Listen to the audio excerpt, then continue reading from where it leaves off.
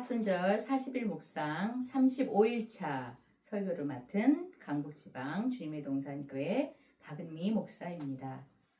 고난주간을 맞이했습니다. 우리를 향하신 주님의 무한하신 사랑, 십자가의 고난을 다 이겨내신 그 사랑을 더욱 깊이 마음에 새기시고 이 한 주간 더욱 주님께 가까이 나아가 지금까지 우리들이 달려온 사순절 특별 새벽 기도회를 잘 마치고 부활의 큰 기쁨에 참여하시기를 바랍니다. 오늘 말씀의 제목은 여호와의 이름을 부르는 사람들입니다. 여호와 우리 하나님은 사랑이십니다. 주님의 백성들이 주님을 멀리 떠나고 자주 주님을 배반했지만 주님께서는 그 백성들을 사랑하시고 버리지 아니하시고 그의 종들을 보내셔서 구원하셨습니다. 주님의 자비는 한이 없습니다. 때가 참에 주님께서는 친히 사람의 몸을 입고 이 세상에 오셔서 구원의 큰 역사를 이루셨습니다. 그리고 그 이름을 부르는 자들에게 구원의 복을 주십니다. 그러므로 하나님의 이름을 부르며 사는 것은 복 중에 복이라 할 수 있고 은혜 중에 은혜라고 할 수 있습니다. 주님의 이름을 부르는 자는 그 사랑에 감격하여 주님의 이름을 높이는 자고 주님의 전에 주님의 백성들과 함께 나와 예배하고 그 이름을 힘입어 기도하고 그 이름으로 힘을 얻고 살아가는 세상의 빛과 소금이 되는 사람들입니다. 하지만 세상에는 만군의 여호와 우리 주님의 이름을 부르는 사람들도 있지만 그렇지 않은 사람들이 많이 있습니다. 그들이 사랑이신 하나님을 알고 그 이름을 부르도록 하는 것, 거기에 우리의 사명이 있습니다. 오늘 본문에서는 주님의 앞을 떠나 세상을 살아가는 가인과 그의 후손들의 이야기가 나옵니다. 주님의 앞을 떠난다라는 말은 여기에서 주님의 이름을 부르면서 주님을 바라보면서 예배하면서 기도하면서 사는 삶이 아니다라는 말입니다. 가인이 여호와 앞을 떠나서 거한 것은 에덴의 동쪽 노땅, 유리함의 땅입니다. 하나님을 피해간 곳은 아무리 좋아도 방황과 탄식의 땅이고 길을 잃는 땅입니다.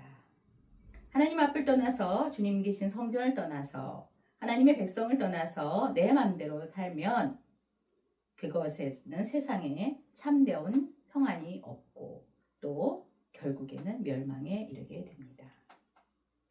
하지만 진리를 모르는 사람들은 그렇게 생각하지 않습니다. 보십시오. 가인의 삶을 우리가 살펴보면 세상에서 잘 되고 있습니다. 가인은 성을 쌓습니다. 성공했습니다. 그리고 그 성을 아들의 이름을 따라서 에녹이라고 부릅니다. 하나님을 떠나서 살면서 자식에게 다 투자하고 자식 이름 붙여주는 게 인생의 목적이었고 또 그 목적을 성취했습니다. 계속해서 가인의 후손들이 세상에서 잘 되었다는 것이 그들의 이름 속에 나타납니다. 가인의 후손들의 이름을 살펴보면 이랏은 도시에서 생활하는 자, 무후야엘은 도말하다 쓸어버리다, 무두사엘은 강성한 자, 라멕은 강한 자, 젊은 자 이런 뜻입니다. 전부 다 인간 승리에 대한 강한 신념을 내포하고 있는 그러한 이름들입니다. 가인의 6대손 라멕에 이르도록 이들은 하나님의 이름을 부르지 않습니다. 그런데도 불구하고 그들은 세상에서 잘 살아갑니다. 그리고 라멕은 부인이 둘이나 됩니다. 하나님께서 한 남자와 한 여자를 짝지어 주시고 여자의 후손을 낳으라고 창조 명령을 주셨는데 라멕에게서 일부 일처제가 깨어지고 일부 다처제가 나타나고 있습니다. 게다가 라멕은 자신에게 상처를 입혔다는 이유로 젊은 사람을 죽이기까지 합니다. 그런데도 불구하고 계속해서 살펴보면 라멕의 후손 중에는 가축을 치는 목축업자도 나오고 음악 문명을 만든 예술가도 나오고 기계 문명의 창시자도 나왔습니다. 세상적으로 말하면 자랑스럽습니다. 다 후손들이 다 자랑스러운 이름이에요. 라멕의 자녀들의 이름은 야발, 유발, 두발갈. 그런데 그 뜻에 모두 소유가 풍부하다라는 의미를 갖고 있습니다. 강한 자라는 라멕의 아들들이 모두 부유했다는 거예요. 하나님을 떠나는데 이들이 이렇게 잘 산다면 우리가 믿는 사람들 중에는 내 형편이 초라해 보이기도 하고 잘 안 되는 것 같기도 하고 구태여 하나님 믿는다고 이렇게 고생해야 되겠나 싶기까지 할 때가 있습니다. 이런 모습을 보면서 믿는 사람들 가운데 실족하게 되는 경우도 간혹 보게 됩니다. 시편 기자도 악인의 형통함과 오만한 자가 끝까지 무탈하게 세상을 떠나가는 것을 보고 이렇게 말합니다. 내가 성소에 들어가기까지는 실족할 뻔하였다. 시편 73편에서 그렇게 고백합니다. 사랑하는 성도 여러분, 하나님을 믿는 우리는 기억해야만 합니다. 여호와를 떠난 가인의 후손에게서 여호와의 이름을 부른 자들이 하나도 없었습니다. 하나님은 그것은 복이 아니고 저주라고 말씀하시는 것입니다. 하나님 보시기에는 몇 천년도 하나의 점에 불과합니다. 하나님을 믿고 살면서 의의 길로 돌아서지 않는 것을 부러워하는 것은 참된 믿음이라 할 수 없습니다. 세상에서 부자, 인기 많은 사람들, 명예를 가지고 있는 사람들, 권력자들을 부러워하는 것은 산 자가 죽은 자를 부러워하는 것과 같습니다. 하나님의 생기가 없이는 어떤 것으로도 삶의 참 소망과 참 생명은 없습니다. 우리가 주목해야 될 것은 오늘 본문의 마지막 두 절입니다.